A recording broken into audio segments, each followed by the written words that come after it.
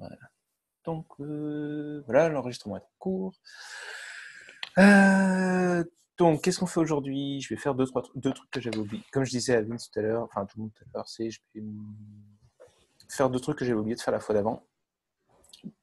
Un petit peu de namespace d'API, puis après on va faire des trucs un peu intéressants. Genre envoyer des emails, avec des background jobs et ce genre de choses.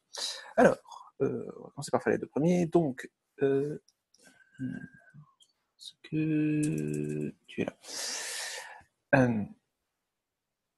L'idée derrière tout ça, de la version de Ruby, c'est Heroku. Par défaut, il déploie dans une version de Ruby qui choisit, qui doit être 2.3.5 encore en ce moment, je crois. Peut-être 2.3. Ouais, 2.3.5, je crois. Et tu peux lui préciser en lui disant hey, quand tu déploies sur le truc, je voudrais que ce soit cette version-là.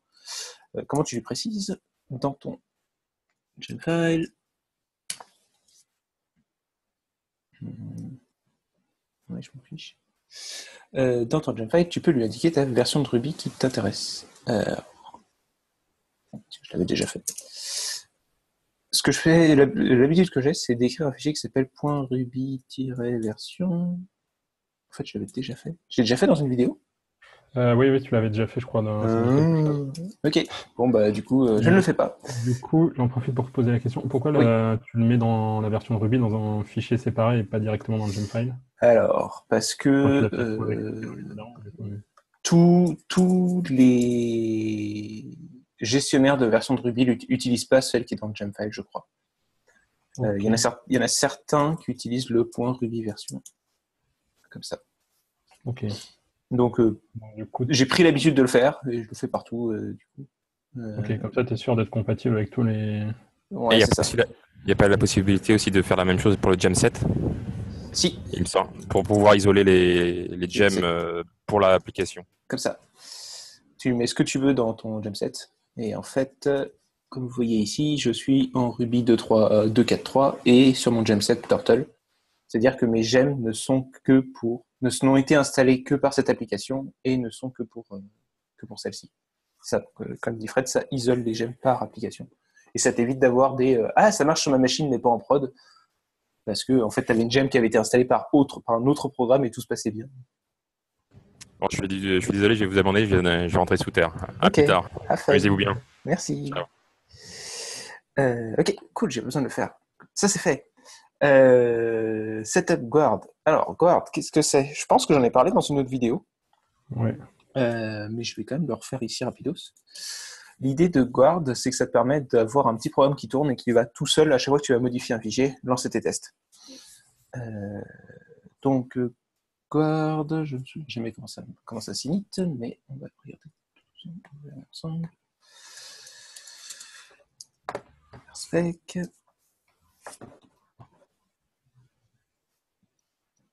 Alors, il faut juste écrire un fichier guard. Non. Donc, il faut ajouter la gem. En développement.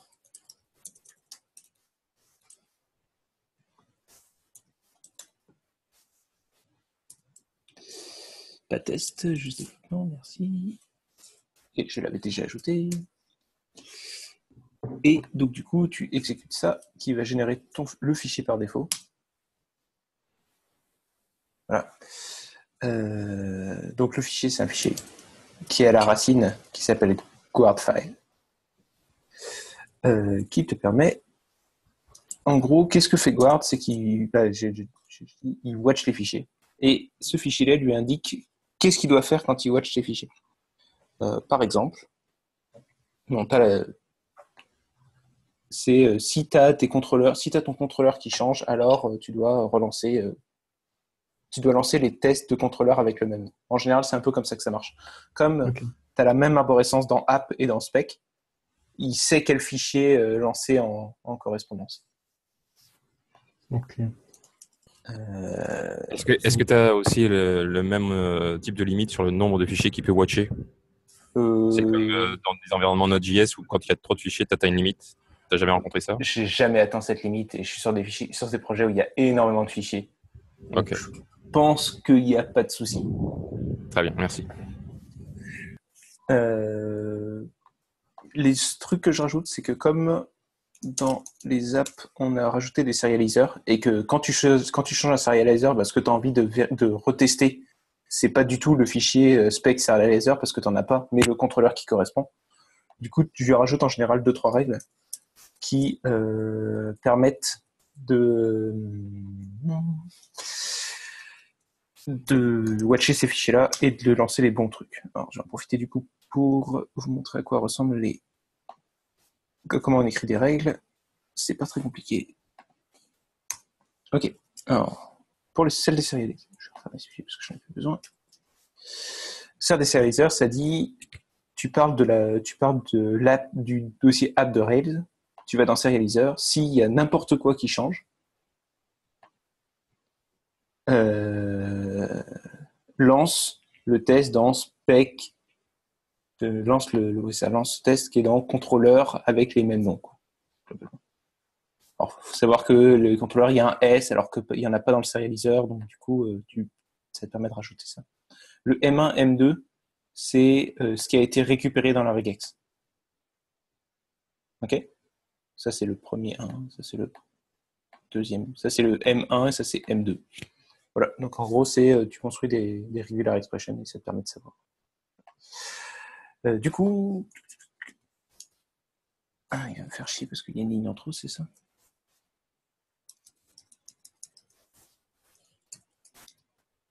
Voilà. Donc en gros, l'avantage c'est que après tu n'as plus besoin de taper RSpec où que ce soit. Et tout ce que tu fais, c'est tu vas dans ton app modèle turtle. Et à chaque fois que tu le sauves, il va lancer juste le bon test qui correspond. Voilà, ça t'évite d'y penser et c'est très très bien de ne pas avoir à penser à des trucs. Git, commit. Du coup, tu utilises ça en plus de Husky ou tu utilises soit l'un soit l'autre? J'utilise les deux. Husky, ça me permet d'être sûr de les avoir tous roulés parce que là, en fait, comme il lance que chaque fichier, tu vois, je pourrais oublier d'en rouler un.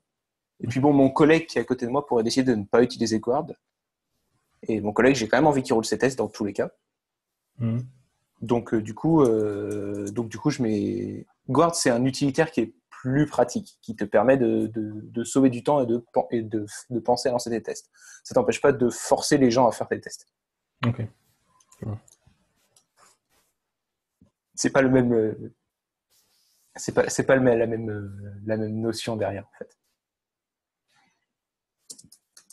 Voilà. Puis là, ça va partir. J'ai redémarré. Voilà. Ok, donc ça c'est bon. Je me suis dit que, honnêtement, moi ça m'évite à chaque fois de devoir lancer les tests, ça me casse les pieds de devoir y penser. Donc c'est vraiment pour ça que je l'ai mis en place. Il y a aussi une façon de rajouter Rubocop dedans. À chaque fois que tu modifies un fichier, il lance RSpec Rubocop sur ce fichier. Rubocop, je trouve que c'est le cran de trop. Le namespace, je pense que je n'ai absolument rien écrit dedans, donc ça sert à rien de cliquer. L'idée, c'est que pour l'instant, tout est beau. Tu n'as qu'une seule version de ton API qui est ta première version. Puis à un moment, tu vas vouloir faire des changements qui vont t'obliger à tout casser. Et à ce moment-là, ça va être compliqué parce que tu as deux choix. Enfin, si tu l'as pas fait en amont, c'est-à-dire si tu n'as pas fait ta V1 dès le début, ce que tu vas te retrouver à devoir faire, c'est que tu vas devoir comment expliquer ? Tu vas devoir faire genre un /V2, mais ça va être bizarre parce que tu auras tes autres URL, donc du coup, tu vois, c'est plus pour dire que c'est tout le temps /V1, puis après /V2, /V3. C'est le mettre en place tout de suite pour faire que plus tard, éventuellement, si tu as besoin de faire des changements, ce soit plus facile. Okay. Du coup, qu'est-ce qu'il peut y avoir comme changement qui peut t'amener en fait à passer d'une V1 à une V2, enfin de faire des changements comme ça sur lesquels tu as... Alors, tu peux... En fait, par exemple, ce qui se passe, c'est que tu peux vouloir changer complètement ton système, ou alors tu peux avoir des choses où tu fais disparaître des infos parce que tu sais que tu vas les faire disparaître à un moment. Et donc, du coup, peut-être des clients ou peut-être des gens qui sont branchés sur ta V1. Mhm. Et tu leur dis, ma V1, elle a une date de déprécation dans 6 mois, dans 2 ans. Dans 2 ans, je la coupe. Voilà, donc vous devez passer sur la V2 d'ici tant de temps, mais la V2, elle n'a pas forcément les mêmes options, elle n'a pas forcément les mêmes routes et ce genre de choses. Tu vois, c'est pour gérer ce genre de cas. Le cas où, je sais pas, l'Union européenne te force à ne plus stocker les emails des gens et à ne plus les renvoyer en clair via ton API. Du coup, tu es obligé, à un moment, de dire aux gens, là, dans 6 mois, je suis obligé de la couper, celle-ci. Voilà, donc, je mets en place la V2, migrer dessus, je vous laisse le temps, et après, tu coupes ta verre. Okay. Ou éventuellement, sur ton produit, mais tu laisses le temps aux gens de s'adapter, quoi. Exactement, c'est ça. C'est pour faire tourner plusieurs versions de ton API en parallèle, souvent. Okay. Le temps de donner aux gens. Pour donner un peu de temps aux gens. Oui, si tu es tout seul et que c'est juste ton front qui le fait, honnêtement, ça va pas changer grand-chose, quoi. Okay. Mais en général,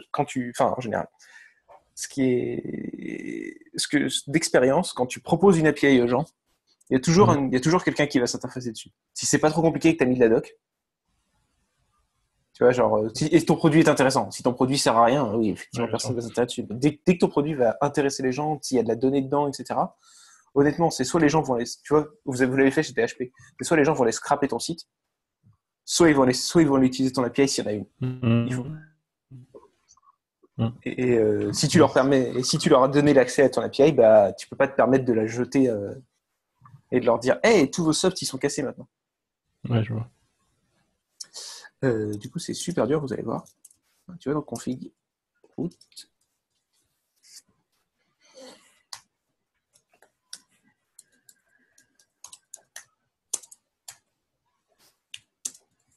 Voilà. Donc, je vais namespacer toutes mes routes avec écrit V1. Voilà. Donc ça va être l'étape 1. Et l'étape 2 va être de créer un dossier V1 dans mes contrôleurs. Donc, à dire à contrôleur V1 de déplacer le contrôleur turtle dedans. Contrôleur turtle, contrôleur dans app. Je me souviens jamais de comment on fait ça. Du coup, c'est un automatisme. Et ensuite, dans ton contrôleur,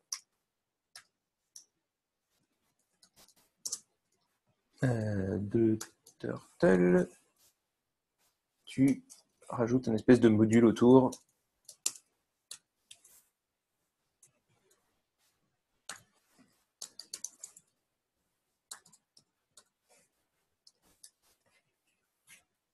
Et dans tes tests aussi.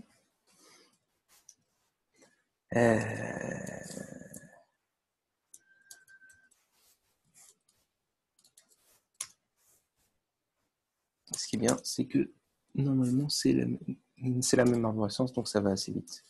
Turtle contrôleur, et donc dans spec, contrôleur V1, oui, et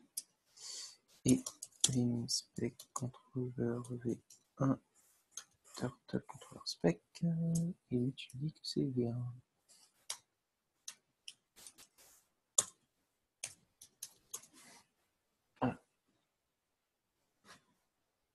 Et normalement, si je lance mes tests, tout se passe bien. Je vais lancer l'app pour être sûr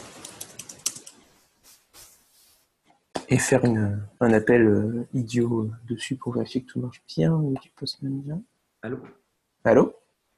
Oui. Ouais, non, on t'a perdu un instant. J'ai une question. Allô? Est-ce que vous m'entendez?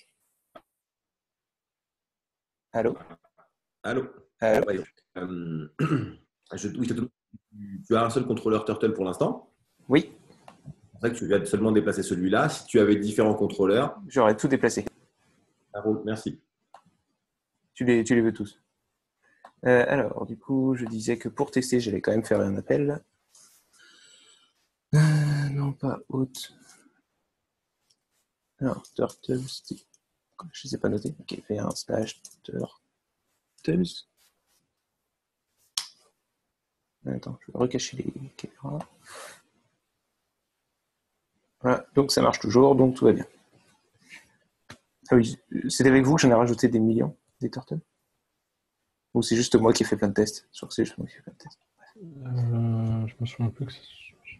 Non, je pense que c'est moi. Du coup, j'ai dû faire des tests pour vérifier que ça marchait. Avec ma database. C'est vrai qu'il marchait pas, tout ça. Ok, et voilà. Donc c'est tout. C'est comme on peut voir, là dans mon URL, maintenant j'ai un petit V1 qui s'est rajouté. Et le truc se comporte exactement comme avant. Voilà. Pas de questions jusque-là? Non, c'est bon. Juste pour être sûr de comprendre un truc, Ouais. comme tu as mis V1 dans ton config, enfin dans ton route, dans tes routes, Ouais. tu as déplacé toutes tes views. Toutes mes contrôleurs, du coup, parce que j'ai peut-être. Après V1. Ouais. Ok, ça roule, merci. Ouais, c'est clair. On pourrait faire la même chose pour les serializers, c'est pas obligatoire. En gros, si tu te dis que tu auras des serializers un peu différents, tu peux avoir tes serializers dans le dossier V1 et des serializers dans le dossier V2, par exemple. Comme ça, tu peux le faire a posteriori et que ça se passe très bien. Je le fais pas maintenant parce que j'en ai pas besoin. J'ai peut-être raté un truc, mais tu peux expliquer à quoi ça sert les serializers? Les serializers, c'est ce qui t'indique comment va être construit ton JSON. Par exemple, si je change le app serializer, turtle serializer, et que je lui rajoute son created at,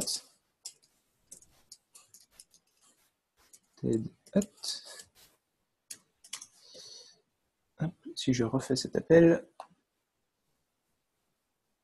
s'il veut bien, oui, parce qu'il n'y a pas de...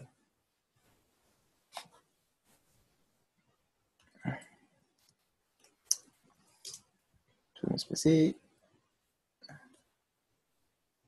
Voilà, il m'a rajouté du coup les created at à la fin de chaque tortue. Ok. Le serializer, tu l'avais paramétré pendant la première vidéo sur les tortues, du coup? Ouais, la toute première vidéo. Ah, ok, ça marche. Et j'avais choisi quelle chose j'allais mettre. C'est pas mal ça. Bon, bah du coup, c'est parti. Alors, qu'est-ce que j'ai mis là-dedans? Ok, cool. Rien. Parfait. Génial, le nid. Du coup, je vais commencer par rajouter un email aux tortues qui vont correspondre à l'email de la tortue en elle-même. Est-ce que je fais ça? En gros, je me demande comment est-ce que je vais faire pour ajouter une feature qui envoie des emails facilement. Et en gros, une tortue... Dites-moi ce que vous en pensez. Hein. Et en gros, la tortue, quand tu la crées, elle envoie une email, elle s'auto-envoie un email. Ouais, ce serait bizarre. Parce que l'idée après, c'est de faire des users qui ont... Ouais, après, il y aura un user qui ont des emails et qui possède des tortues. Donc ça sera reçu. Pour l'instant, ce que je vais faire, c'est que je vais rajouter un champ creator email et que je le supprimerai après. Ok, ça marche. Juste pour faire une V0 pour montrer comment ça marche. Ok, juste pour tester l'email. J'ai migration de email creator email to turtles mais c'est une string. Une string, oui, c'est une string. Hop.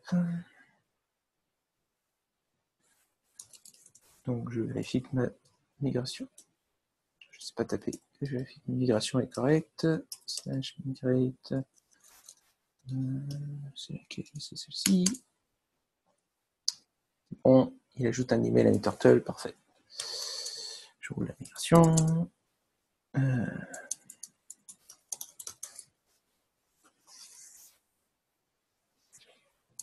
Je vais modifier. Alors, elles n'ont pas besoin d'un email, elles peuvent en avoir un.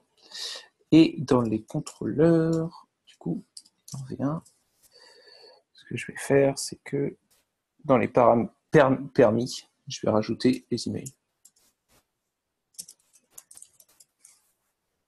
Est-ce qu'on peut l'updater? On va dire que oui. Ok. Donc à partir de maintenant, tu peux... J'anticipe peut-être un petit peu. Tu as rajouté ce champ email pour qu'une tortue puisse écrire à une autre tortue de l'app.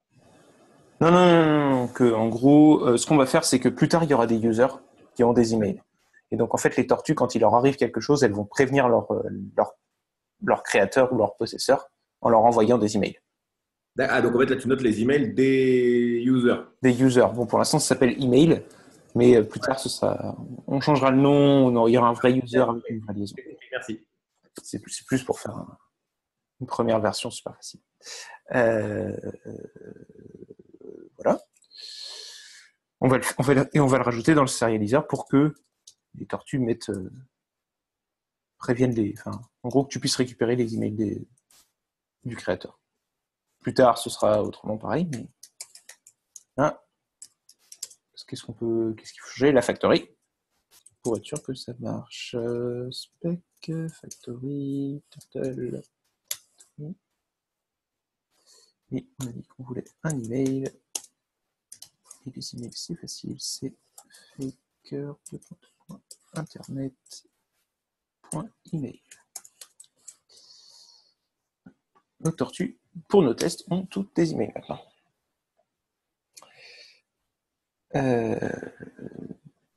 D'ailleurs, vous avez remarqué, quand j'ai changé ma factory, il m'a lancé mes tests de modèle qui correspondent à la factory.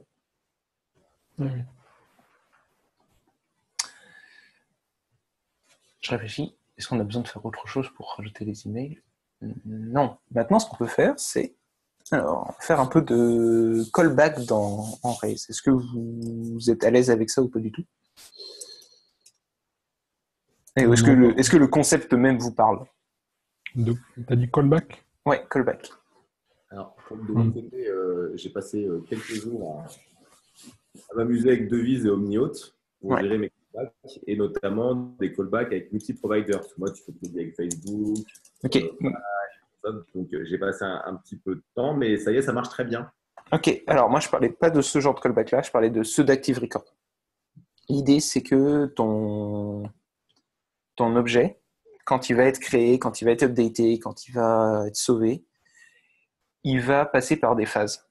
Et donc là, par exemple, quand tu crées un objet, il va avoir une phase de validation, puis une phase de sauvegarde, puis une phase de création, et une phase de after save, after commit. Du coup, ce qu'on peut faire, c'est rajouter des choses à faire dans ces phases-là. Tu peux lui rajouter des choses à faire avant qu'il soit validé ou après qu'il soit validé, avant qu'il soit sauvé, après qu'il soit sauvé, autour qu'il soit sauvé, pardon, etc. Pourquoi est-ce qu'on va faire ça? Ce qu'on va dire, c'est qu'après qu'une tortue soit créée, on va dire, envoie un email à son créateur en disant, hey, c'est bon, ma création, c'est bien marché. Ça a bien marché. Voilà, je ne sais pas si ça vaut pas comme style de feature, mais du coup, ça va vous permettre de... Ouais, du coup, c'est plus clair sur le principe. Okay. Pourquoi tu appelles ça un callback et pas juste une action? Parce que c'est un callback. Non, pour la blague, c'est juste pour la blague. L'idée, c'est que parce que tu dis à Rails, fais un truc, genre save mon objet ou create mon objet, et Rails va rappeler un moment, donc il call back une de tes méthodes.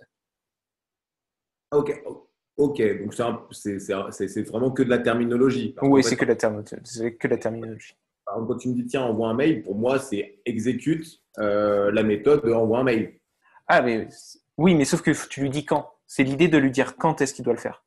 D'accord. Donc en gros, si je comprends bien, le callback, c'est vraiment de la création de contexte. Ouais. C'est pas si, le contexte avant de sauvegarder. Au moment avant la sauvegarde. C'est ça. Tu lui dis dans quel contexte il doit le faire. C'est ça, exactement. Ce que j'appelle le contexte, c'est le moment où ça se passe. Yep. Les circonstances. D'accord. C'est ça. Ok, d'accord. Donc, je comprends bien. Pour moi, callback, c'était vraiment la gestion des allers et des retours. Là, en l'occurrence, c'est plus la gestion des méthodes dans une circonstance précise. Ouais. Ok, je vois ce que tu veux dire. Oui. D'accord, parfait. Donc, pour envoyer des emails, il va falloir plus de terminaux.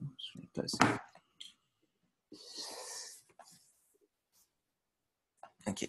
Alors, regenerate mailer. Donc, on va ajouter un nouveau mailer qu'on va appeler Turtle.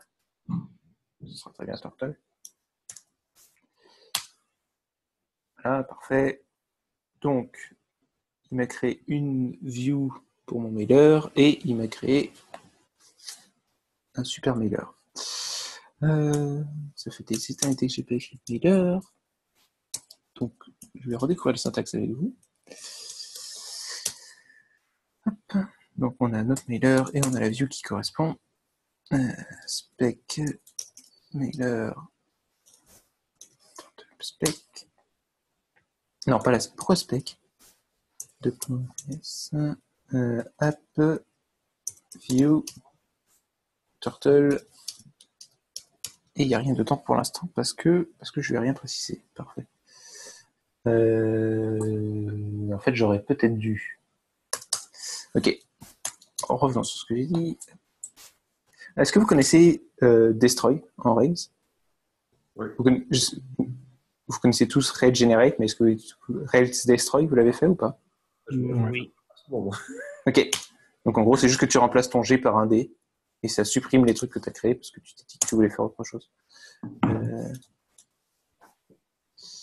Je pense que ça marche. Voilà, donc, je reprends. Du coup, j'ai fait la version où j'ai rajouté tout de suite la méthode qui va bien. Ce qui va me permettre de connaître la syntaxe de façon un peu plus rapide. App, view, turtle meilleur, create.html. Je pense que j'aurai la flemme d'écrire le texte. Ok. Hi.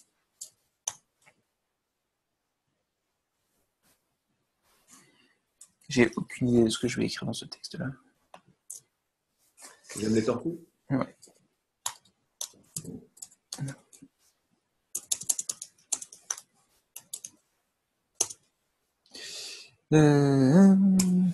Pourcent égal.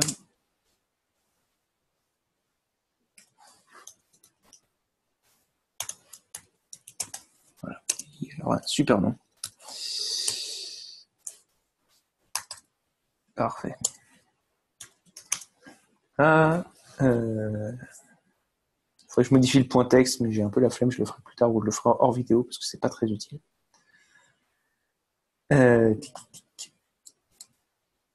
Vous avez écrit des mailers il n'y a pas trop longtemps. Parce que moi, je me souviens plus de syntaxe. Mailer, Rails. Moi, je crois que je ne l'ai pas fait depuis PHP. Donc, Ouais, c'est ça, c'est à peu près comme moi. Quoi. Et donc, tu peux lui passer les paramètres. Parfait. Create turtle. Et donc, j'ai besoin de turtle name. Turtle name qui va être turtle.name. Et elle va envoyer un email à turtle.email.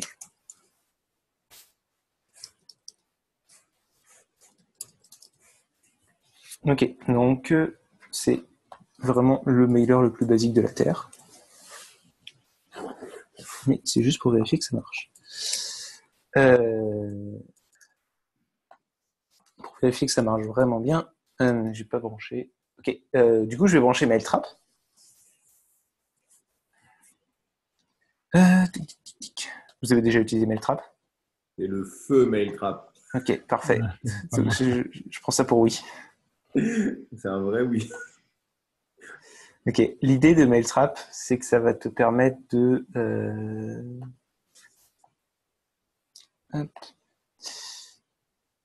d'envoyer des emails à des faux emails en fait, pour une app, à un endroit.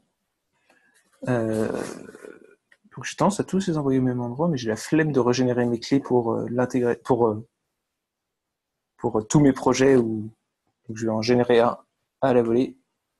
Parfait. ça fait des sortes de fausses boîtes mail pour récupérer les... Exactement. Et tous tes emails vont là-dedans. Quelle que soit l'adresse que tu rentres, en fait, Vince, ça va là-bas. Et l'autre truc qui est génial, c'est que tu peux juste taper par exemple a@b, ça suffit. Tu n'es pas obligé de rentrer une longue adresse en fait. Ok.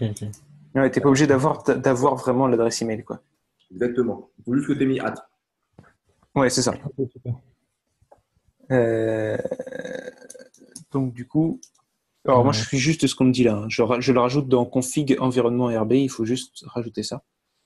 Ça, je vais en profiter pour les mettre dans .env. Hein, qu'on n'a pas encore mis. Config.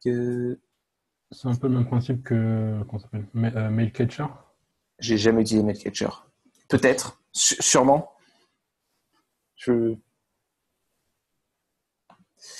Hop. Voilà. Parfait. Alors, résumé. Alors, non. Non. Ça, je m'en fiche. Je vérifie qu'il n'y a rien d'autre qui parle d'email avant. Parfait, très bien. Et donc, .env, vous avez tous utilisé ça au Figaro, j'imagine aussi? Figaro. Ok, vous préférez que j'utilise Figaro ou est-ce que je peux utiliser .env parce que c'est ce que j'utilise d'habitude? Je vais utiliser .env. Comme il n'y a pas l'air d'avoir de strong opinion pour me dire que je vais utiliser Figaro, je vais utiliser ce que j'utilise d'habitude. Gem. .env. Je crois que c'est ça. Je vais faire chier parce que c'est pas. Je l'avais déjà mis, parfait. En fait, j'ai rajouté plein de choses au début, donc je ne me souviens pas du tout. Point. J'ai quand même pas créé lui. Ok, donc je vais créer mon fichier. J'ai mon fichier .env et je vais avoir un mail trap username égale ça.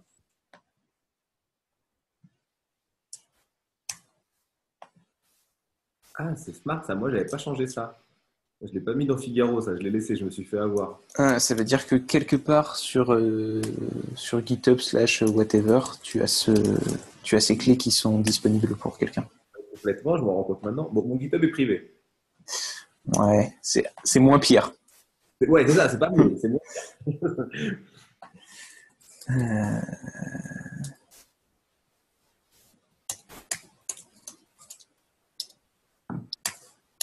Un et un env crochet.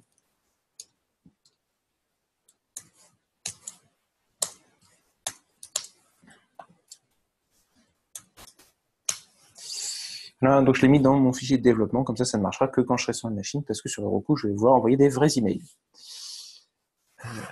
Parce qu'on est sur quand même un environnement de staging, donc je vais faire des vrais tests. À la rigueur, le staging, j'ai le droit de détruire toute ma database, mais j'ai pas. Je vais pas brancher Mailtrap en staging ou pas. Ce sera un peu compliqué. Enfin, disons qu'en staging, même en staging, je préfère envoyer des vrais emails. Si je veux faire des tests chez ma machine, ça marche très bien pour ça.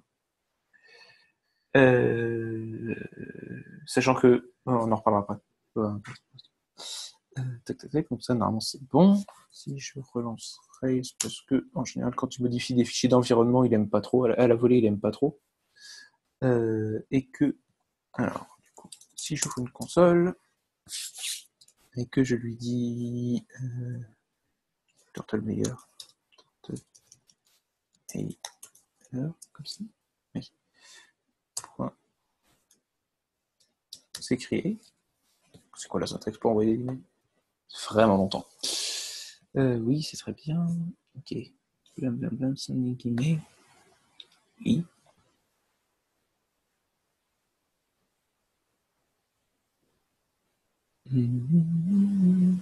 Ok, je réduis la doc. On va. J'y ai pas du tout pensé avant. J'aurais complètement dû y penser. Je suis désolé. Ok. Donc, c'est turtlemeilleur.create. On modifie la première turtle. Turtle.first. Mais elle n'a pas d'email. Ça n'a pas marché. Ok. Quand tu lances Turtle Miner, enfin quand tu t'exécutes avec create, c'est pour envoyer un email de type create. J'ai créé ma méthode s'appelle create dedans. Ah, ok. Ah oui, d'accord. Elle a bien pas d'email. Turtle.update email de point test@lol.fr. C'est mieux si je fais ma tête. Là, donc c'était l'email de ma tortue, et comme ça, je vais pouvoir faire un turtlemailer.create. Je vais lui filer donc ma tortue turtle, et je vais deliver now. Et donc, normalement, si on a bien tout configuré, ce qui n'est peut-être pas le cas, ce qui n'a pas l'air d'être le cas, ah, quand même.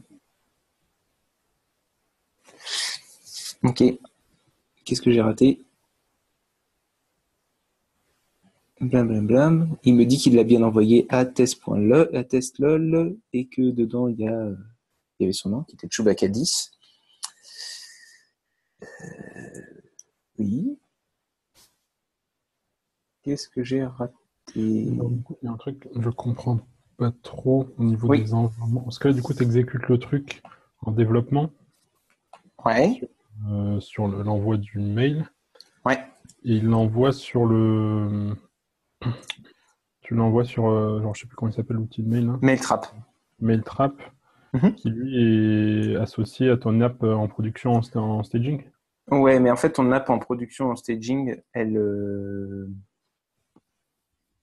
me permet juste de me fournir des clés en fait rapidos. Comme ça. D'accord. Ok, c'est pas vraiment en fait lié à l'app.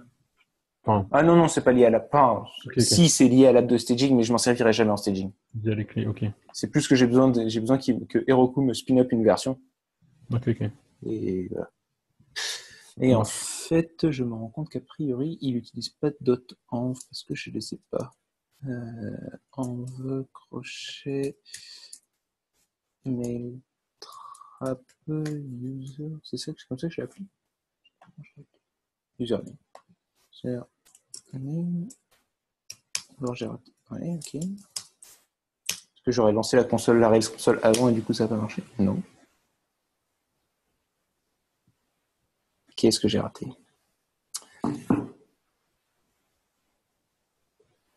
Il y a un truc à rajouter pour .env auquel j'ai pas pensé. Ok, relisons la .env. Désolé. Non, pas toi. Là, ça c'est bon. Ça c'est bon. Oui, très bien. Oui, parfait. Usage. Ok.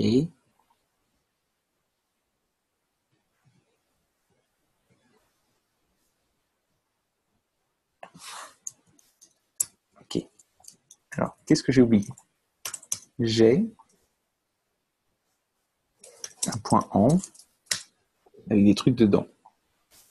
Dans mon Gemfile, j'ai bien .env Rails.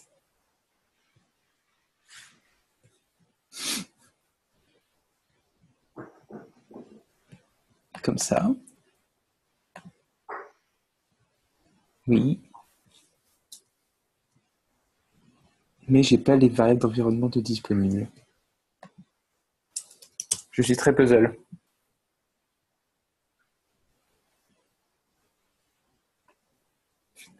Si quelqu'un a la moindre idée de pourquoi. Ils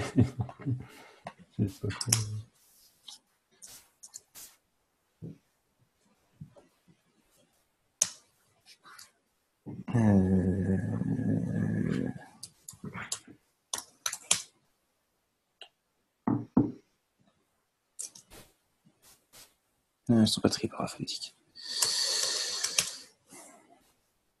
Non, donc je confirme, elles ne sont pas là.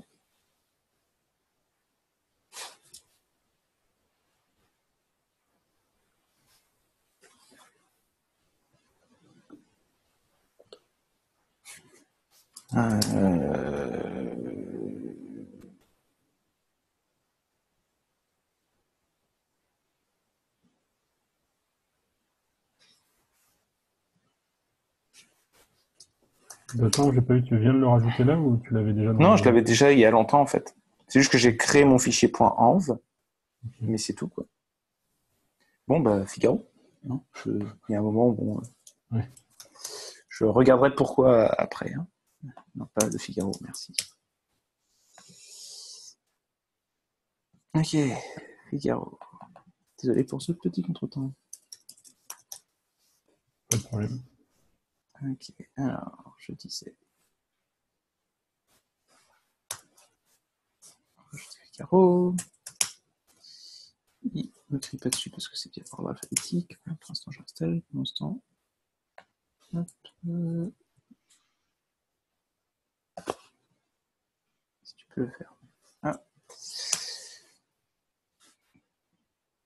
Et donc je vim config / application.yaml. Je vais bêtement copier mon point .env.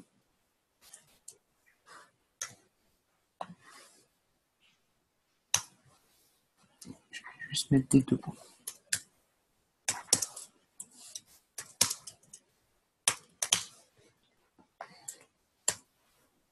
Et du coup, si lui il marche pas, je sais pas. Non, c'est bon. Mais lui il marche. Ben voilà. Je ne sais pas.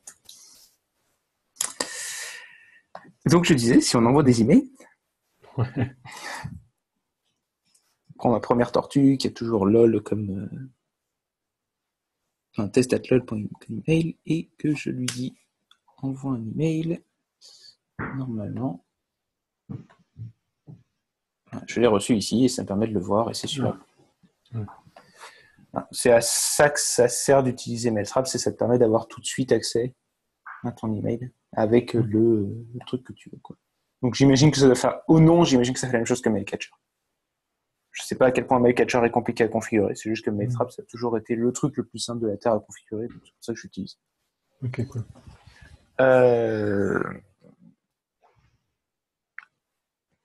Est-ce que vous préférez que je parle des relations en Active Record ou que je montre comment on met des background jobs?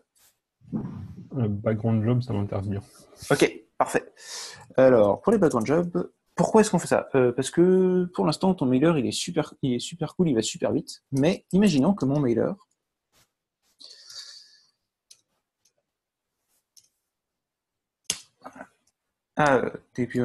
non, mais surtout ce qui va manquer, c'est qu'on n'a pas fait le callback. Mais bon, on va d'abord faire le callback.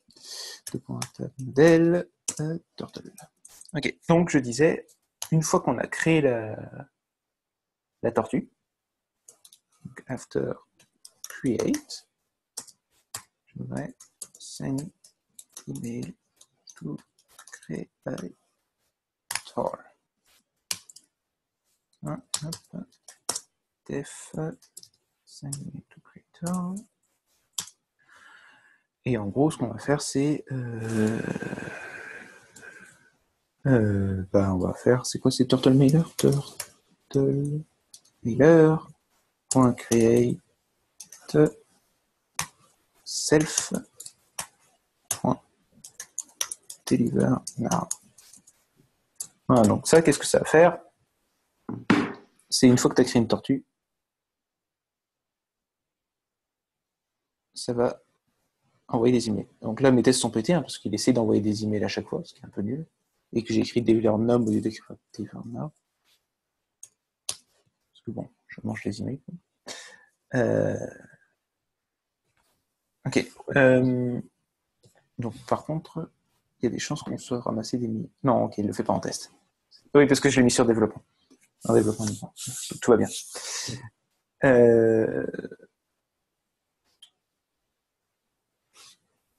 On pourrait le tester maintenant. Je vais le tester une fois que j'aurai acheté les background jobs parce que je trouve que c'est beaucoup plus facile à tester. Denis, j'ai une question. Oui. Je comprends bien le cheminement de Rails. Quand tu vas faire un turtle.create, oui, il va se rendre compte que tu l'as fait. Oui. Et il va appliquer le after create. Tout à fait. Il dit que after create, il se passait quelque chose, et c'est à cet endroit-là que tu définis quelque chose. C'est un peu comme un service interne en fait. C'est un espèce de callback, quoi. Ouais, c'est ça. Ok. Bon, non, je vais essayer de arrêter de lui mettre un synonyme et je vais appeler ça un callback tout le temps. Okay. Ouais, ah oui, il s'auto-rappelle en fait. Oui. Ouais, j'ai compris. Ok, c'est bon. If. Alors, tu peux lui rajouter des conditions, parce que bon, fondamentalement, on ne voudrait pas envoyer des emails si s'il n'y a pas d'email dans la tortue. Voilà. Est-ce que vous connaissez cette syntaxe et cette jolie petite flèche? Non. Si vous l'avez jamais vu, en gros, c'est un lambda. C'est une espèce de fonction anonyme, un peu comme en JavaScript. D'accord. Je ne sais pas si ça vous parle. C'est comme quand tu écris function quelque chose en JavaScript, sans lui mettre de nom. C'est la même idée, mais en Ruby, quoi. Et donc, ça lui dit, à chaque fois que tu as un create, exécute cette fonction. Si ça te renvoie true, alors appelle cette méthode. Voilà, donc en gros, c'est si ta tortue a bien un email, alors envoie un email. Sinon, on ne voit pas d'email. On va pouvoir le tester. Ok. On va faire turtle, non pas family.create. On va lui mettre un nom. Elle s'appelle Alfred la tortue. Ça a l'air très bien, Alfred comme nom de tortue. Elle va être yellow, celle-là, et elle va avoir un email. Alfred@turtut.fr. Voilà, on a vu que ça envoie un super email.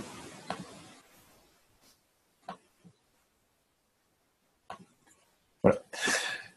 Et que si elle n'avait pas d'email, donc ce serait donc Alfred 2, ça a juste créé et il n'y a pas eu d'email envoyé. Du coup, il n'a pas failé dans mon mailer en me disant turtle.email est vide, ça marche pas. Ok. Voilà. C'est assez pratique dans plein de cas, les callbacks. Il faut faire attention par contre à pas trop en abuser. D'expérience, ça peut devenir Pourquoi? Ça peut devenir une horreur tu as genre 30 callbacks différents sur ton modèle et donc du coup quand tu vas créer quelque chose, ça va être une espèce de truc où il va falloir se dépatouiller parce que tu sais pas trop dans quel ordre ils vont se lancer, etc. Et okay. Voilà. Donc, puis il y a des trucs que tu vas pas forcément faire à chaque fois que tu crées un objet. Bref.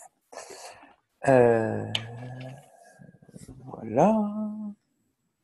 Je reviendrai peut-être sur les tests sur les tests, comment on teste ce genre de choses plus tard. Ce qu'on va juste rajouter, c'est quand même, on va faire une petite validation. Oh non, ça, on s'en fiche. Non, on s'en fiche. J'allais dire, on va valider que l'email soit unique, mais non, tu peux être un utilisateur qui crée plusieurs tortues. Ça a l'air assez... Voilà. Donc, du coup, les background jobs. Parce qu'on y vient, comme je disais, ce qui peut arriver, c'est que, en fait, tu as un process de très compliqué au niveau dans ton envoi d'email. Bon, déjà, Mailtrap, c'est super rapide. Si on utilisait SendGrid, je crois que l'appel à SendGrid, c'est genre une bonne demi-seconde. Et donc, du coup, comme c'est créé via une API, ça veut dire que quelqu'un qui appelle ton API, il est obligé d'attendre une demi-seconde pour que tu lui dises « c'est bon, j'ai créé ta tortue ». Mais en fait, l'email, le fait que tu aies envoyé ou non un email, il n'est pas obligé de l'attendre. D'ailleurs, il s'en fiche. C'est pas obligé d'être fait instantanément au moment où il appelle l'appel. Tu peux lui dire « j'ai créé la tortue », puis envoyer l'email plus tard. T'imagines, quand tu crées un utilisateur, quand un utilisateur fait ce register, il est obligé d'attendre que tu aies fini ton appel pour voir que ta page est finie de charger. C'est un peu horrible. Alors, pour simuler ça, pour que ce soit super simple, on va faire un sleep de 5 secondes. Voilà. Donc là, à chaque fois que j'ai envoyé un email, donc on va renvoyer un email à Alfred. Hop. Ok. Il ne recherche pas les mailers à la volée. C'est marrant ça. Donc je disais, je crée une nouvelle tortue. Et donc là, il se tape un sleep de 5 secondes. On attend désespérément qu'il envoie l'email. Voilà, donc si je faisais un appel d'API, ce serait la même problématique de j'attends 5 secondes que mon appel d'API soit terminé. Éventuellement, ça va être encore plus long que ça et je peux me taper des timeouts. Enfin, tu peux avoir tous les niveaux d'horreur qu'on peut imaginer. Donc, c'est pour ça qu'en général, dans ce genre de cas, on met en place des background jobs. Alors, comment est-ce que un background job, ça marche? Un background job, l'idée, c'est qu'on va avoir deux process qui vont tourner en parallèle. Il va y avoir ton Rails qui va être responsable de répondre aux requêtes REST, aux requêtes d'API. Et à côté, il va y avoir ton moteur de background job. Moi, je vais utiliser Sidekick. C'est juste une préférence, il y en a d'autres. J'en parlerai éventuellement dans une vidéo où je parlerai que de ça. Qui, lui, va se charger d'exécuter ses jobs en tâche de fond, en fait. Donc, quand il a le temps. Il va avoir un pool de workers à qui il va pouvoir distribuer les jobs. Ça évite que, par exemple, si tu en as 1000 qui arrivent d'un coup, bah, tu lances 1000 process en même temps qui vont faire des jobs et que tu tues ta machine. En fait, non, tu vas juste en lancer 20 et ils vont passer à travers tes jobs petit à petit pour vider ta queue. Ok. Et du coup, les workers, c'est des trucs qui à chaque fois sont gérés par comment on appelle ça, enfin, le serveur de job. Ouais. Ok, des trucs donc par Sidekick ou Resc ou Delay Job. Ok. Voilà. Donc, je vais vous montrer comment on met en place ces kicks. Et après, je rajouterai un job idiot à un autre endroit pour vous montrer comment ça peut marcher. Ok. Je vais juste vous montrer la doc rapidos. Je vais ouvrir la doc rapidos, comme ça c'est encore plus vite. Où es-tu? Là, parfait. Donc, si vous lisez le... Ok. Active Job, c'est quelque chose qui a été rajouté dans Rails 4, 4.2. Et en fait, ce qu'ils ont ajouté, c'est une espèce d'interface généraliste pour les jobs dans Rails. Ok, parce qu'il n'y avait pas ça avant. Non. Ce qui est avant, tu utilisais la syntaxe de Sidekick ou la syntaxe de Resc ou la syntaxe de je sais pas trop quoi. Ce qui faisait que c'était vite compliqué à gérer. Enfin, si tu voulais changer de l'un à l'autre, c'était compliqué. Et puis quand tu changeais de projet, c'était quelqu'un qui utilisait un autre moteur de job, donc t'es comme oh non, faut que je reprenne une nouvelle syntaxe. Voilà, donc, en gros, ils ont simplifié le truc. Et du coup, ça s'interface parfaitement avec Rails avec une syntaxe qui est toujours la même. Donc du coup, pour rajouter cette kick, on va commencer par rajouter la gemme. Ça a l'air assez safe comme hypothèse. Donc ça, tout le monde va en avoir besoin.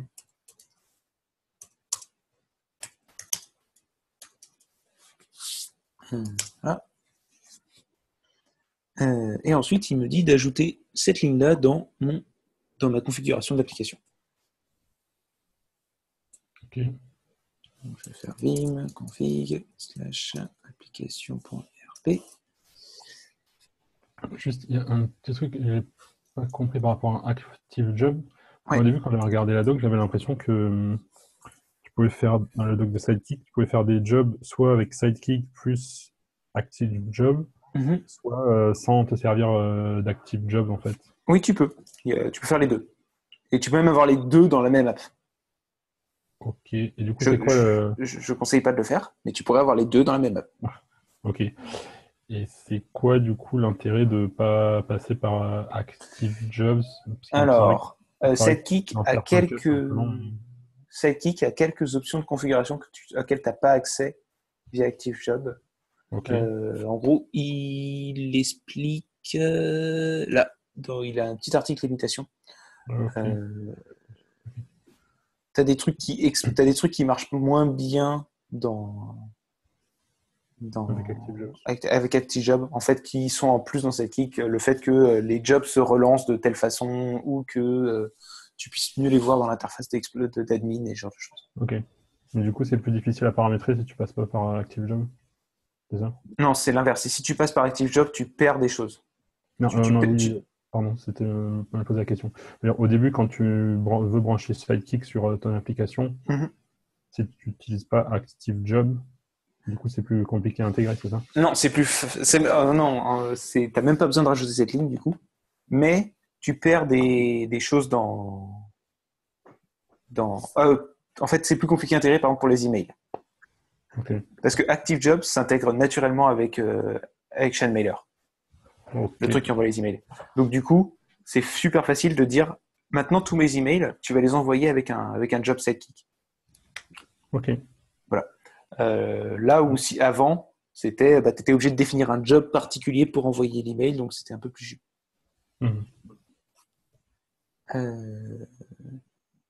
Donc là, j'ai rajouté Sidekick comme j'aime. et je l'ai rajouté dans le application.rb. Donc à partir de maintenant, tous les jobs vont être processés par Sidekick. Bon, le problème, c'est que là, Sidekick, j'ai rien config, donc ça va crédiblement pas marcher. Surtout que Sidekick, ça passe. Alors, ça n'utilise pas une database, ça n'utilise pas Postgres comme database, ça utilise une nouvelle database qui s'appelle Redis. Yes. Redis, le truc, je vais lancer cette façon-là. Alors, comme d'habitude, hein, je ne l'ai pas déjà téléchargé. Ok, je vais en créer. Est-ce que tu as Redis ici? Là, tu lances un conteneur qui fait tourner Redis, c'est ça? Tout à fait. Parce que je n'ai pas envie de l'installer. Ok. De toute façon, je vais updater mes. Voilà. J'ai un joli Redis qui tourne. Non, ça veut dire que. Dans tous les cas, ça veut dire que si tu veux te servir de Sidekick, il faut Redis. Il faut que tu aies un Redis qui tourne, soit que tu aies paramétré à la main, soit dans un container, quoi. Ouais, c'est ça. Okay. Bon, c'est assez facile à installer. Hein. C'est juste que j'aime pas faire ça. Ok. Ça explique pourquoi j'arrivais pas à me servir de Sidekick. De Sidekick. Ok. Ouais, non, il faut Redis. Donc voilà, donc j'ai un super Redis qui tourne dans son container. Je vais juste paramétrer un tout petit peu Sidekick pour qu'il l'utilise automatiquement. Donc comment ça marche? L'idée, c'est que dans ton application, il faut lui définir une variable d'environnement qui correspond à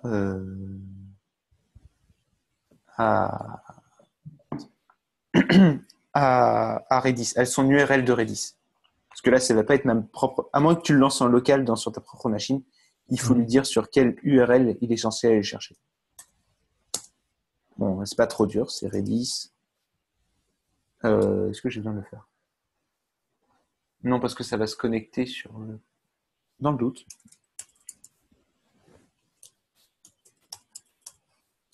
C'est quoi le port? 6379. Alors là, du coup, ça c'est pour le paramétrer quand tu fais tourner en local, c'est ça? Ouais, c'est ça. Et dans Heroku, je vais montrer ça juste après.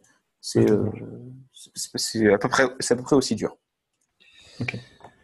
En gros, tu lui sets une variable d'environnement. Voilà. Et il se débrouille tout seul. Et en fait, c'est pire que ça, c'est Heroku setup tout seul ta variable d'environnement pour toi. Et donc, du coup, je pourrais ouvrir un nouveau terminal. Donc oui, ça commence. Vous allez voir assez vite, tu te retrouves à avoir des millions de trucs qui tournent en même temps. Et donc, je peux juste lancer Sidekick de cette façon-là. Voilà. Donc là, j'ai mon Sidekick, c'est mon serveur Sidekick qui tourne avec son super logo en ASCII art. Mais bon, pour l'instant, ça ne nous aide pas. Hein. Quand on crée des tortues, on attend toujours 5 secondes. Comment est-ce qu'on fait du coup pour lui dire, à partir de maintenant, ton email, envoie-le plus tard. Enfin, quand tu auras du temps, quoi. Du coup, je vais dans mon modèle et je lui dis,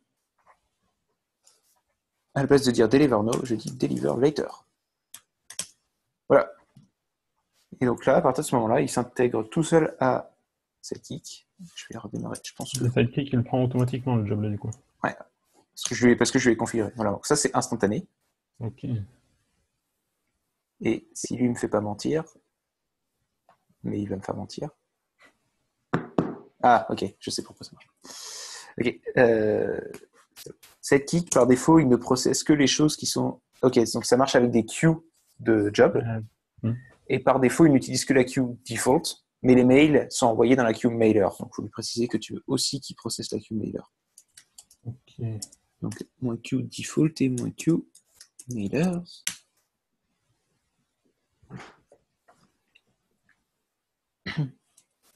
Donc, je ne sais pas pourquoi il a planté. On va voir après. Donc, je lui dis, tu crées une nouvelle tortue. Okay. Qu'on va appeler Alfred Bach. Et voilà, et qui va envoyer sur email. Donc ça, c'est l'appel est instantané. Là, il y a je vais prendre une super erreur, je ne sais pas pourquoi, on va regarder. Qu'est-ce que ça dit? Quoi? Initialite constant devise.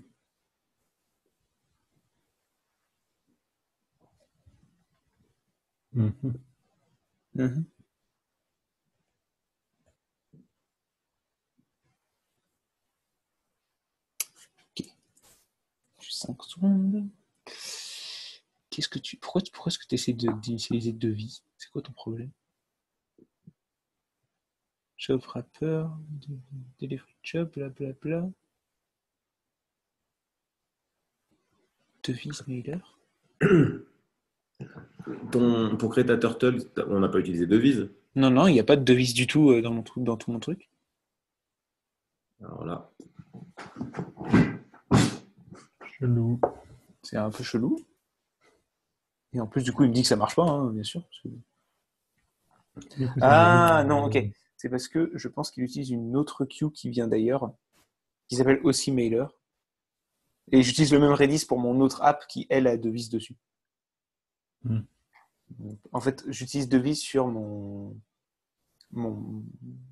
Enfin, j'utilise devise donc du coup dans mon autre app qui utilise aussi Sidekick pour enqueue des emails. Et je pense que c'est juste que là, il essaie de processer ces jobs-là.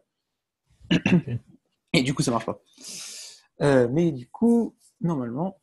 Du coup, j'imagine qu'après, du coup, tu peux, quand tu as plusieurs queues, tu peux les paramétrer, genre les prioriser une queue par rapport à l'autre. Tout à fait. Tu peux tout faire. Okay. Tu peux lui dire, j'ai besoin que celle-là, tu finis celle-là avant celle-là, tu n'utilises que 2 workers dans cette queue, alors que sur les autres, tu en as le droit d'utiliser 35, etc. Cool. Tu peux tout lui dire.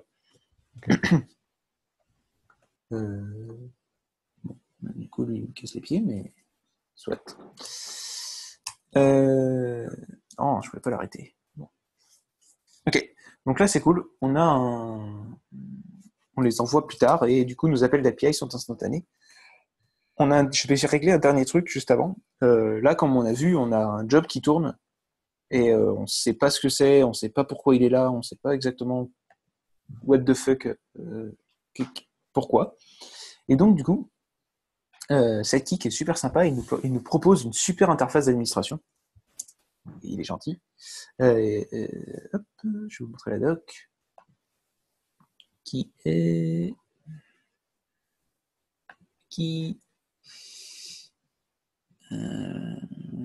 pense qu'il est là. Parfait.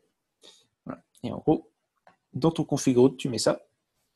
Je vais le sécuriser un tout petit peu plus que ça, mais c'était config/root. Je vais vous montrer à peu près à quoi ça ressemble. Donc là, votre API va quand même avoir des...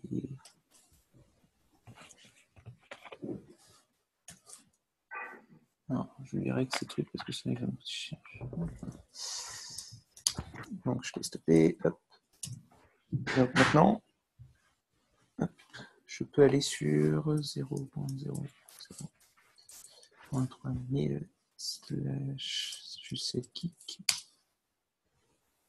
Voilà. Donc là, je vois en temps réel qu'est-ce qui se passe sur mon Sidekick. Je peux vérifier, ok, j'utilise Redis 4.0.6 qui est là depuis... Ah, c'est parce qu'il n'utilise pas mon container. Okay. Donc du coup, j'ai bien Redis installé en local. Voilà. Et donc du coup... tu peux voir le détail des jobs. Exactement. Okay, cool. Et genre celui-là, j'ai pas du tout envie qu'il le fasse, donc je lui dis non. T'as même les logs, enfin les erreurs, les logs des erreurs et tout. Exactement. Cool. Et là, c'est une tortue que j'ai dû mettre d'une autre façon. Et du coup, non. Voilà. Pratique, ça. Oui, c'est plutôt pas mal. Tu peux voir celles qui sont vraiment mortes, pourquoi. Voilà. Bon, par contre, là, le problème, c'est que n'importe qui peut y avoir accès. Accessoirement. Mais tu mets devise et tu le mets en secret? Non. Non. Alors, la sécurité par obscurité, c'est vraiment une bonne idée. L'idée, c'est que tu peux lui dire... soit tu mets devise avec ton interface d'admin, effectivement, avec un user admin. Soit ce que tu peux lui dire... Donc, ça explique les différentes techniques d'authentification. Il y a celle-ci, mais là, ça va être une API, donc c'est pas très pratique d'avoir devise pour ça. Donc, ce que tu peux faire, c'est lui dire... Où est-ce que tu es? Voilà, ici. Est-ce que c'est ça que je veux? Non, pas standalone, mais basic auth. Je veux juste une basic auth, s'il te plaît. Auth logique, custom. Voilà. Là.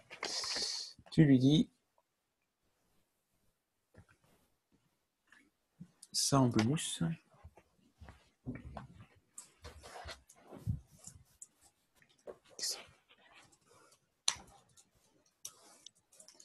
L'idée, c'est que pour l'instant, en fait, il va aller chercher 2 variables d'environnement, une qui s'appelle setKeek username, une qui s'appelle setKeek password, uniquement pour la production. Ok. Et que du coup, il va vérifier que, en fait, il va te demander un username password. Si tu es en prod. Essayer d'accéder à l'URL du. Quand tu vas essayer d'accéder à l'URL. Ok.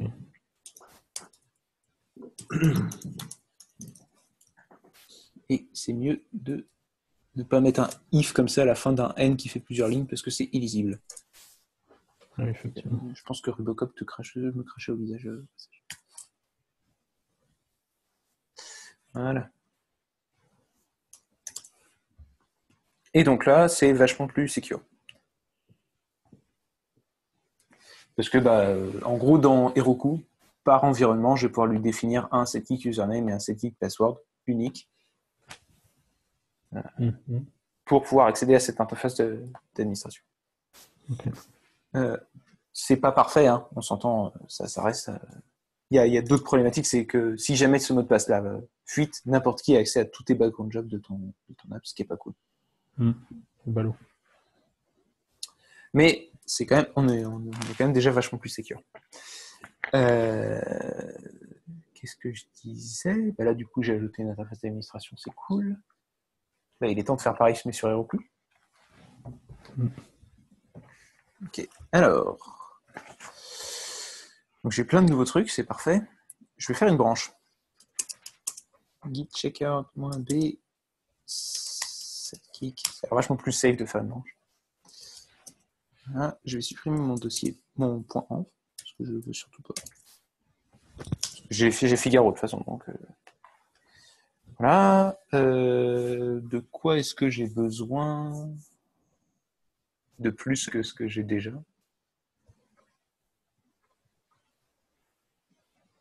J'ai besoin de setup des variables d'environnement et des choses côté Heroku. Donc, déjà Heroku, ce qui va nous manquer, c'est il va nous manquer de quoi envoyer les emails. Genre SendGrid. Là, donne-moi la version gratuite, s'il te plaît.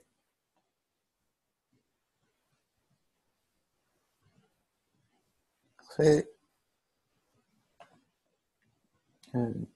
Non, c'est pas ça que je voulais. Je veux. Je pense qu'il a du coup, il a dû rajouter les variables d'environnement dans mon env. Parfait. Je lui fais complètement confiance pour ça. Je peux aussi l'ajouter en prod.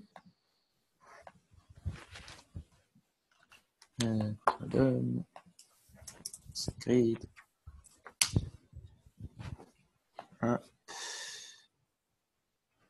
S'il veut,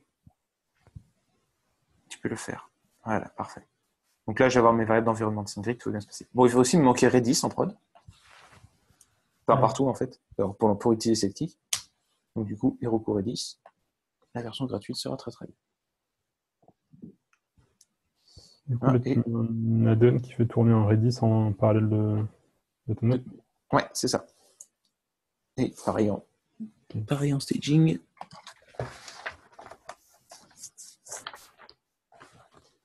Voilà. L'idée, c'est que du coup, ce qui va manquer à Heroku, c'est lui dire comment démarrer setKeek. Parce que pour l'instant, lui, tout ce qu'il fait tourner comme process, vous vous souvenez du procfile, tout ce qu'il fait tourner, c'est web. Il fait juste tourner Puma. Okay. Donc, du coup, tu lui dis hey, je vais besoin de worker. Je voudrais, s'il te plaît, que tu fasses un bundle exec setKeek -q default process la q default process la q mailer. C'est mailer ou mailers? Mailers. Et alors, Heroku a un défaut, un défaut. C'est le Redis gratuit de Heroku ne te permet pas d'avoir plus de, je crois que c'est 10 ou 20 connexions en parallèle Et le problème, c'est que chaque worker de Sidekick doit ouvrir une connexion. Et donc, si tu le laisses faire, par défaut, il y en a 25. Et donc, du coup, ça ne marche pas. Donc, tu lui dis, j'en veux 10.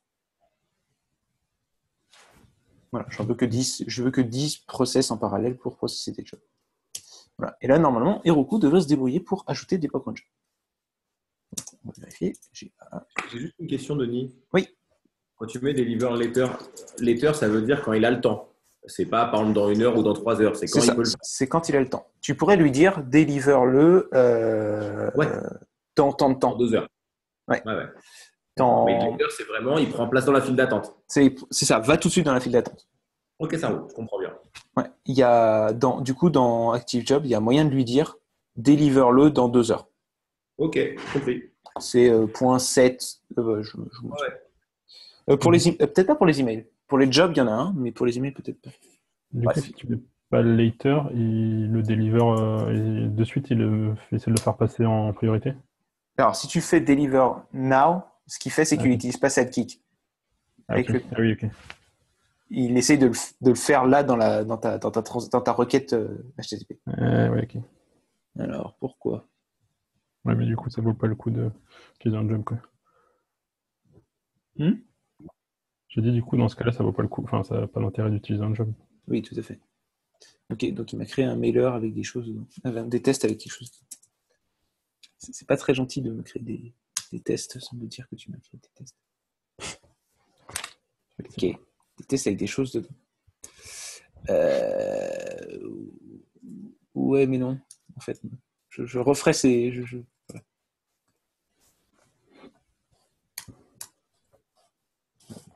Voilà. Hein, tu es très gentil, mais non.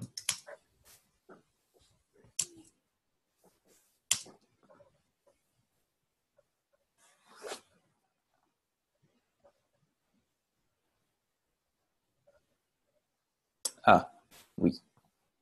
Bon, ok. On aurait dû faire des tests. Ce qui se passe, c'est qu'il me dit que oui, j'ai 90% de couverture de test, mais que mon fichier Turtle Mailer n'a pas assez de couverture. C'est vrai, t'avais mis le... C'est pour justement éviter ces cas-là. Hein.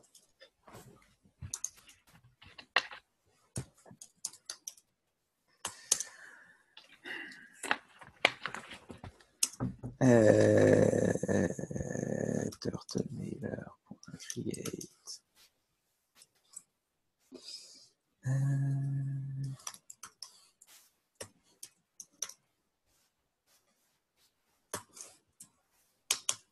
Je vais faire un test idiot et on le raffinera une prochaine fois. Voilà.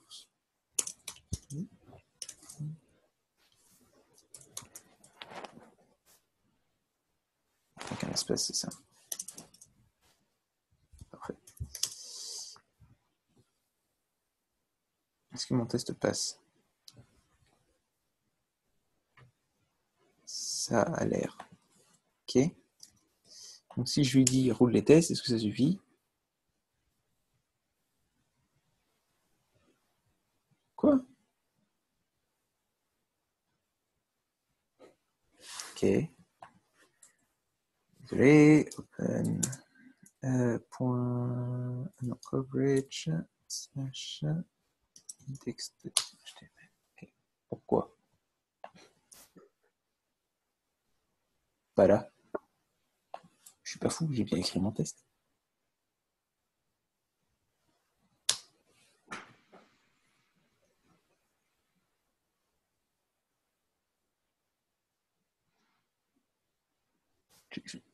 Hein?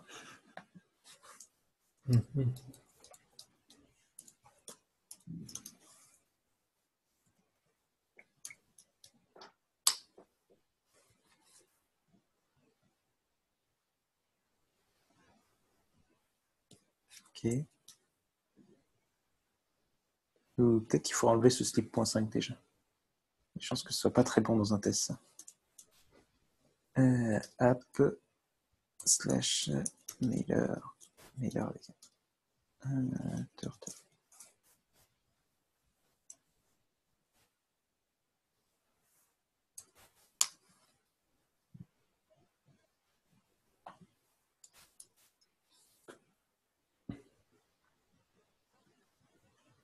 Là, il fait bien tourner un test et mais il passe pas par la méthode create. C'est intéressant ça.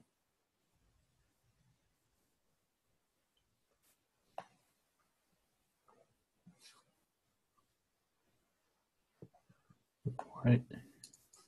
Ah. Ouais, c'est un peu bizarre. Mais sachant que normalement, en plus, un create turtle devrait l'appeler.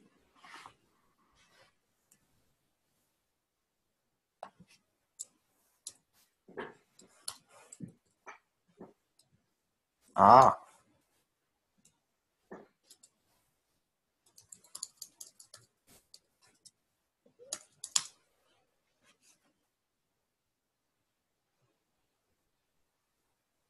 Sinon, pour les... Ok, il fallait juste mettre deliver no parce que sinon, comme il lançait un job, il n'appelait pas la méthode tout de suite. Ok. Ouais. Voilà. Donc, si je roule tous les tests, normalement, je devrais avoir cette couverture. Parfait, il y a une ligne qui n'est pas couverte, je m'en occuperai plus tard. Donc, je disais, j'ajoute tout. Et on ajoute sa kick. D'ailleurs, pour ma couverte, c'est quoi comme ligne qui n'est pas couverte? C'est dans le contrôleur. Ok. On n'a pas fait de test ou l'update. Foire. Bon.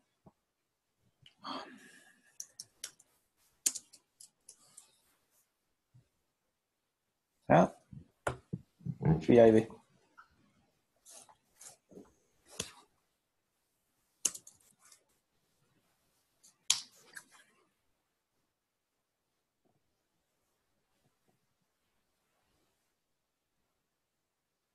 Voilà. Donc, du coup, je vais pusher cette branche.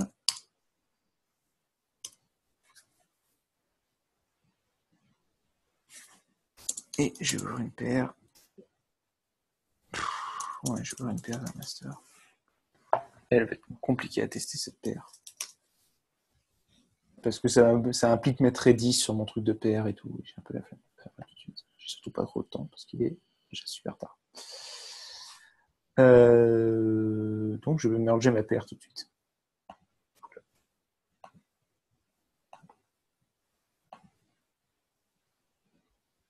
Non, je vais le laisser. Juste pour l'avoir en staging. Oui.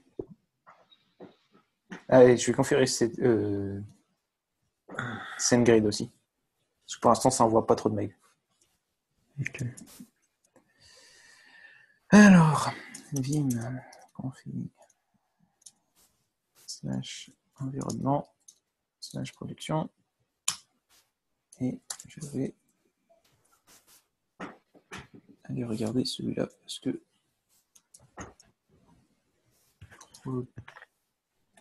environnement, production, je sais qu'il est là. Parfait, ici. Ça permet de savoir quels sont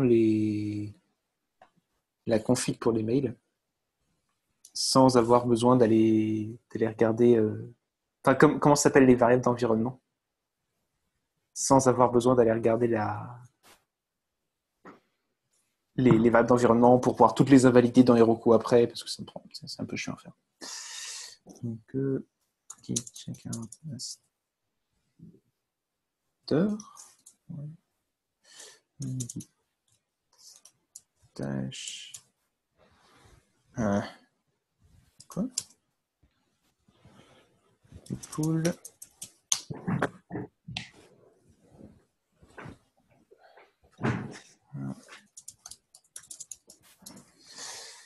Ok, et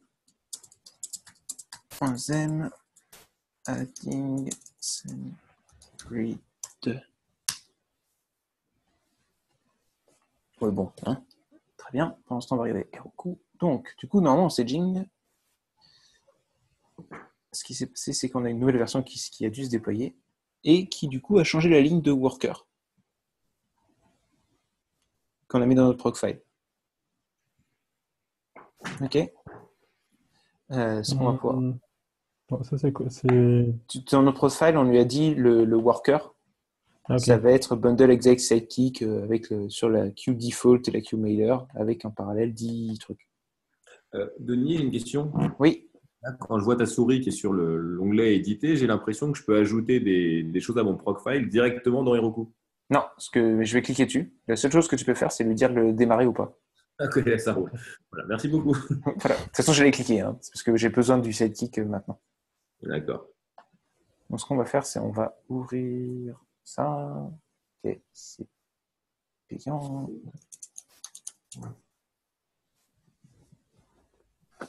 Oui, je ne paye pas LogDNA, donc du coup, je suis obligé d'attendre.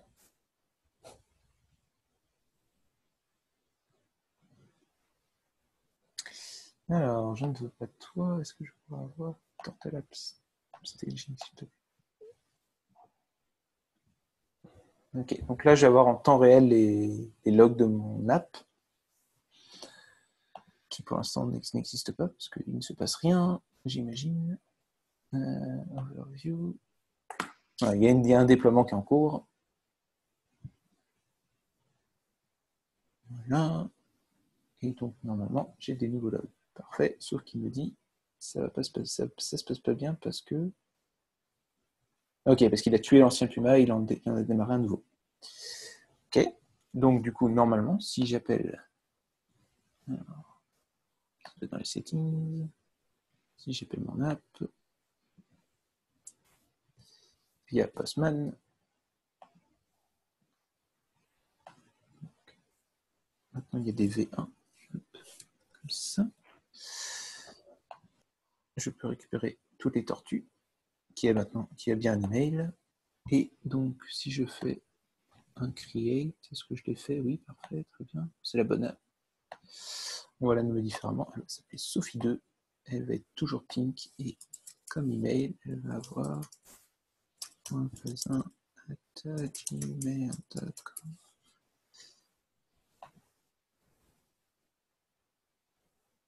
Oui. 404 not found, oui, parce qu'avec un V1, ça marchera mieux. V1 slash. Ok, donc il m'a créé Sophie2, qui est censé m'envoyer un email à un moment. On va pouvoir regarder les logs. Alors, est-ce qu'il va me faire mentir? Donc on a... Ah, date. Je lui ai dit que AppWeb, mais en fait, je les veux toutes. Bah, ça tombe bien, on va pouvoir aller voir là. Ah bah non, voilà, le worker est parti. Il a envoyé un email. Et donc, du coup, il a envoyé un email à... Il a envoyé un email à moi. Et il est passé par SendGrid, donc normalement. Comme j'ai pas eu d'erreur ici. Voilà, donc en fait, envoyer un email via SendGrid, ça prend quand même 1,6 secondes. Donc, tu n'as vraiment pas envie que ton utilisateur attende 1,6 secondes le temps que tu contactes SendGrid. Et donc, je disais inbox.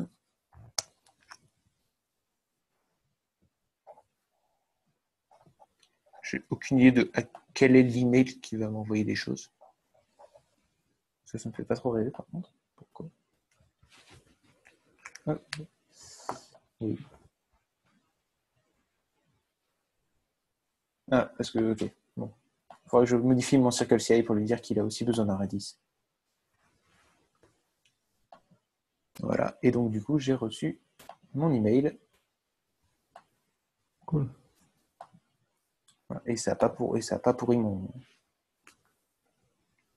Ça m'a pas pourri mon temps de chargement. La création de tortue est toujours instantanée. Ok, et du coup, Circle CI, il faut le paramétrer pour lui dire... Ouais, pour lui dire que tu as besoin Redis. d'un Redis. Comment est-ce que tu fais ça? Je vais le faire tout de suite. Et Tu verras, c'est pas très compliqué. il faut lui dire de lancer un sidekick aussi.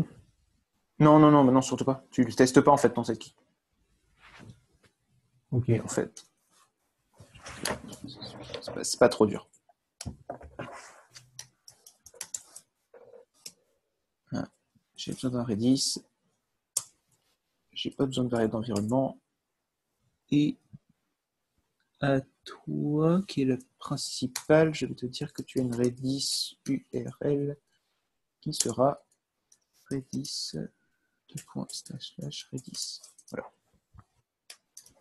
En gros, je lui dis, connecte-toi à Redis via le container qui s'appelle Redis. Ok. Ok, celui-là.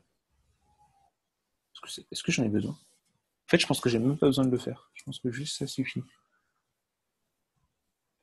Est-ce que c'est... Je suis pas sûr. Faisons un test.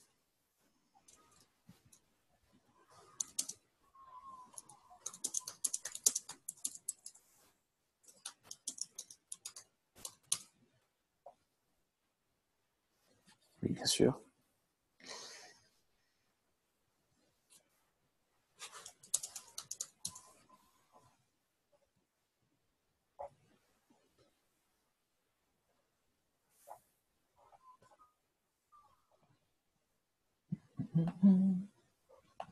Hop.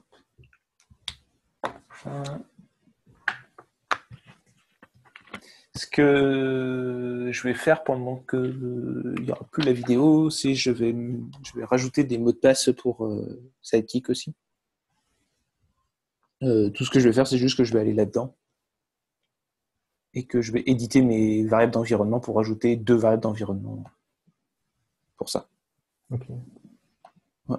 Et donc, j'ai juste rajouté Redis et voilà, ça s'est très très bien passé.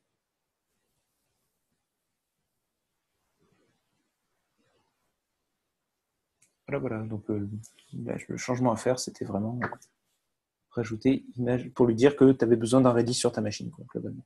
D'accord. Voilà. Je réfléchis et je pense que c'est déjà pas mal. On a vu pas mal de choses. Ce que je vais juste faire, c'est vous montrer rapidos comment on écrit un job. Des fois, tu as besoin de faire des trucs qui ne sont pas envoyer des emails dans un background job, tu as besoin de faire autre chose. Et donc, du coup, comment est-ce que tu fais ça? Il y a un générateur dans Rails qui s'appelle generate job. C'est rien. Comme Turtle. Turtle. Très bien ça. Donc, il m'a défini un super job.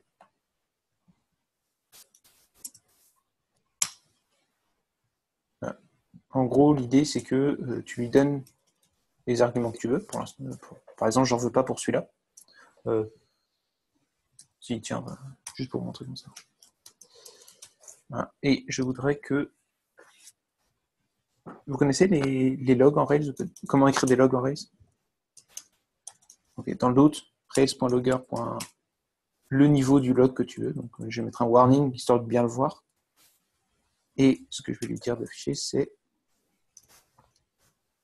string 2 points.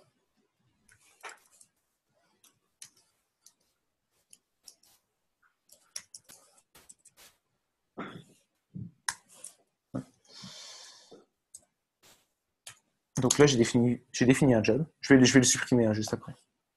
Là, je vais relancer mon Sidekick dans son coin. Ok, il y avait 12 milliards de jobs d'envoi de mails qui dataient. Ah oui, c'est ceux qui ne marchent pas. Ok. On disait. Quoi? Ah, parce que j'ai arrêté Rails. Ok, je me suis arrêté Rails. Je vais tout arrêter. Ok. Qu'est-ce que c'est que ça? Ah oui, quand même. C'est tout. Ok, c'est mes tests qui créent des jobs. Il va falloir que je dise à mes tests d'arrêter de créer des jobs.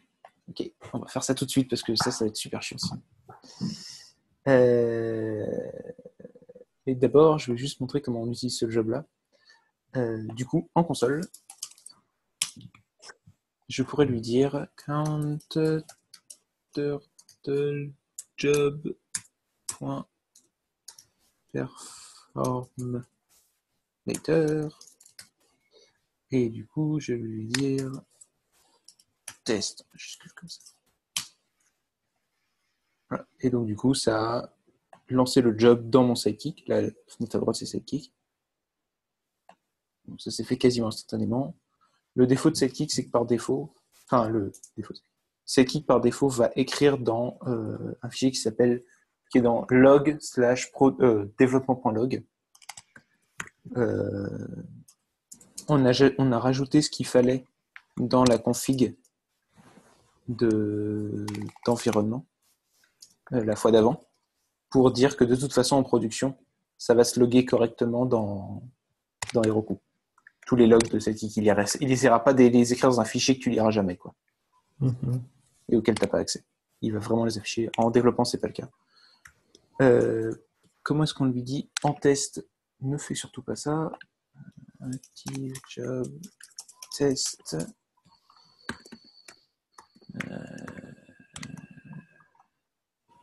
Job testing. Parfait. Salut là. Ok, il y a un super truc. Je sais qu'il y a en gros, il suffit juste de lui dire que tu veux pas vraiment qu'il les lance en test. Testing. Ouais.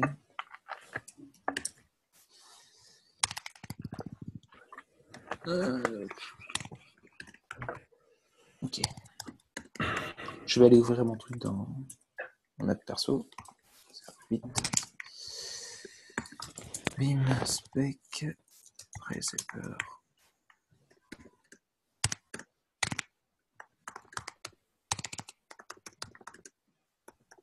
Comment est-ce que tu lui dis déjà que tu ne veux pas qu'il envoie ici? Peut-être que je ne l'ai pas mis. Hein. Spec.